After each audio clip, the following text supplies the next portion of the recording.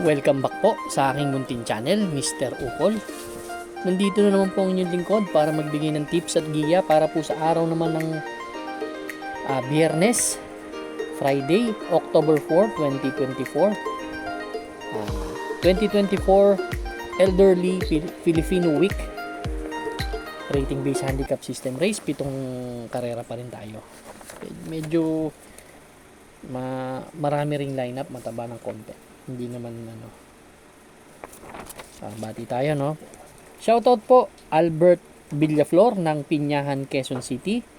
Happy birthday kay XO Betong ng Labores, Pandacan. Pagbati galing sa Batang Accent Tarpaulin. Happy birthday po.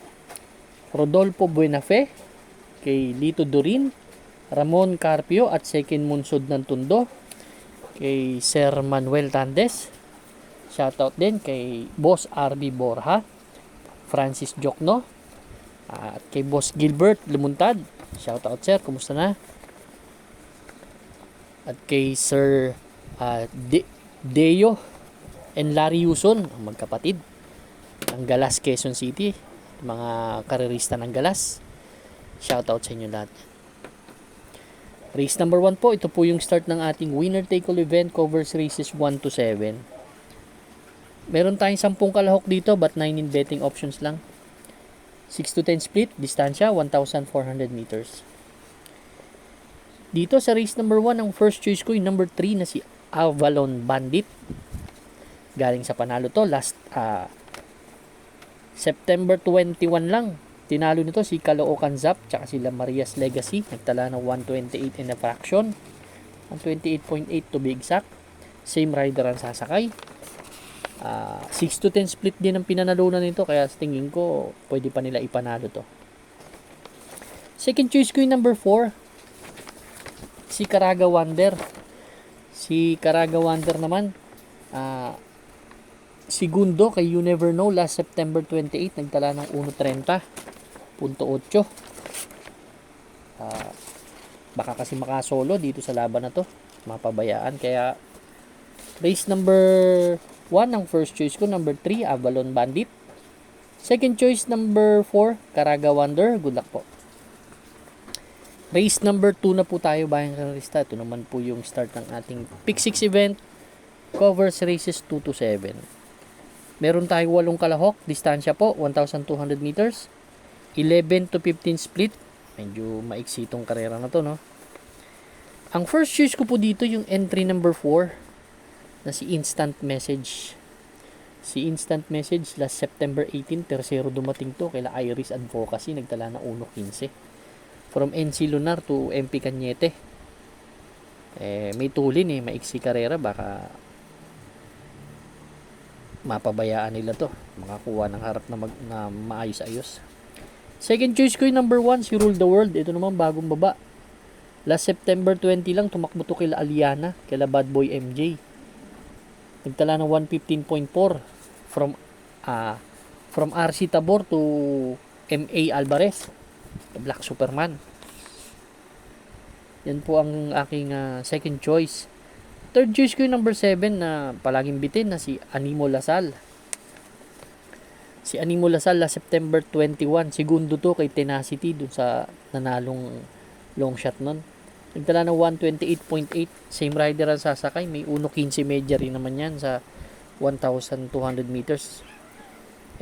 Kailangan niya makasunod siya dyan. Pero pag makasunod naman, may panalo rin yan. Kaya race number 2 po ang first choice ko. Entry number 4, Instant Message. Second choice number 1, Rule the World. Third choice number 7, Animo Lasal. Good luck po. Race number 3 na po tayo, bayang karista. Ito naman po yung ating Pick 5 event, covers races 3 to 7. Meron tayong 10 kalahok dito, 10 entries. 6 to 10 split na grupo, 1,400 meters ng distansya. Ang first choice ko po, entry number 4 na si Srinagar. Actually, si Srinagar, last September 21, tersero dumating to kala Gojigo. May 129 in a fraction sa natinala. Gusto ko lang dito medyo siya yung yung pwedeng mauna or segundo aalis. or tercero kasi babandera dito, nakikita ko si Axis Deviation. Yan po ang aking first choice. Second choice ko yung Bonnie Avenue. Si Bonnie Avenue naman, segundo last time out kay Limon Sudan Falls, 130.2 ang tinala. Ito naman medyo consistent naman manakbo tong kabayo na to, kaya yan po ang aking second choice. Ang third choice ko po dito, yung number 9 na si Nosin Yang Yana, na pang-anim lang dumating, nagtala ng 131.8, pero gusto ko yung post position niya. Ito naman minsan talagang hindi naaayon ng takbo, pero pag maganda ang kondisyon yan, magaling yung kabayo niyan. Kaya race number 3 po ang first choice. Entry number 4, Srinagar. Second choice number 2, Bonnie Avenue. Third choice number 9, Nosin Yang Yana. Good luck po. Race number 4 na po tayo, bayang karista. Ito naman po yung start ng ating Pick 4 event. Covers races 4 to 7. Meron tayong 8 kalahok dito. Distansya po 1,200 meters, 11 to 15 split itong grupo na to. First choice ko po dito yung bagong baba, entry number 7 na si Queen Gabi. Actually si Queen Gabi last September 22, pang-anim to dumating Ito sa mataas na grupo, 16 to 21, bagong baba kasi ito. Kaila This Girl Is On Fire, nagtala ng 128.2. Same rider ang sasakay, pero may magandang tinakbo yan last September 8. Segundo yan kay Dad Bogart, 16 to 21 din ang grupo, kaya bagong baba talaga to. Yan po ang aking first choice. Second choice ko yung number 2 na si Andy Byrne. Si Andy Byrne naman nakikita ko pwedeng mauna sa laban or segundong pwesto, pero nakikita ko lamang siya sa post position kay Doña Chichay. Hindi natin malaman ang condition pa ni Doña Chichay, pero napakababa na rin. Yan po ang second choice ko, Andy Byrne. Third choice ko yung Bisyo Magserbisyo, sakay ni JB Hernandez. Ito naman last September 20, tercero dumating kila Rocking Bell dun sa maiksing karera, 115.2 tinala. Same rider ang sasakay. Medyo hindi maganda sinalida nun dito, makasunod siya dito, may panalo na. Kaya race number 4 po ang first choice ko. Entry number 7, Queen Gabi. Second choice number 2, Andy Byrne. Third choice number 5, Bisyo Magserbisyo. Good luck po. Race number 5 na po tayo, bayang karista. Ito naman po yung ating last extra double and last daily double plus 1. Meron tayo dito na siyam na kalahok, but 7 yung betting options lang. Distansya 1,400 meters, 22 to 27 split. Ang first choice ko po dito yung number 3 na si Charm Campaign. Actually si Charm Campaign, huling takbo last September 22, segundo to kay Mang Nano. May 126.4 na tinalayan. Kaya same rider pa sasakay, kaya tingin ko malaking chance ang manalo. Second choice ko yung bagong baba, si Beltuna. Ito galing sa 28 to 33 split to. Last September 22, pang-apat dumating to kala Beautiful Yana Red Queen. Nagtala ng 127 in a fraction. Same rider ang sasakay. Tumatakbo naman sa stakes race yung kabayo na yan. Kaya tingin ko malaki ang chance ang manalo. Third choice ko na rin yung 4A na si Golden Sunrise.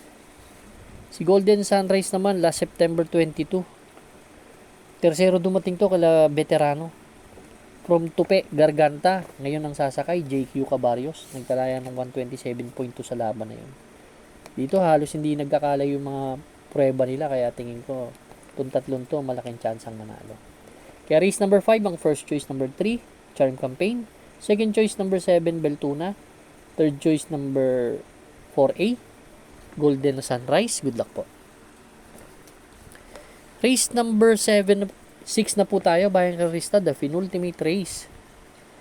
Meron tayong 10 kalahok, distansya po 1,400 meters, 5 split itong grupo na to.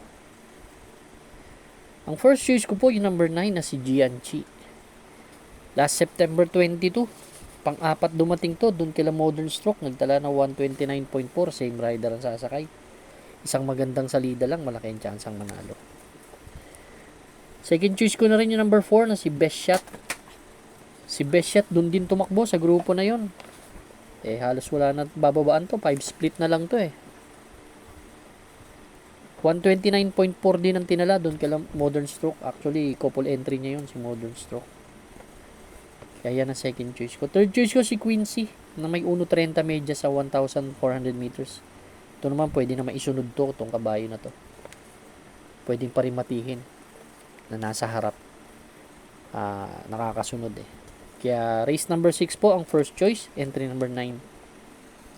Gianchi, second choice number 4, Best Shot, third choice number 8, Quincy. Good luck po. Race number 7 na po tayo, bayang karista, last and final race for Friday racing. Paratingan ng ating mga exotics, lalo na winner take all, pick 5, pick 6, pick 4, last extra double and last daily double plus 1. Meron tayo dito 10 kalahok, distansya po 1,400 meters, 16 to 21 split, itong grupo na to. Dito medyo ang babandera nakikita ko Aliana and Galloping Ghost, yan ang mga nasa harap, no. May konting tulin din sila BG yan. Pero mas gusto ko yung VG dito sa laban na to, no? Kasi siya yung makakasunod sa harap. At ang ganda ng pinreba nito last September 22.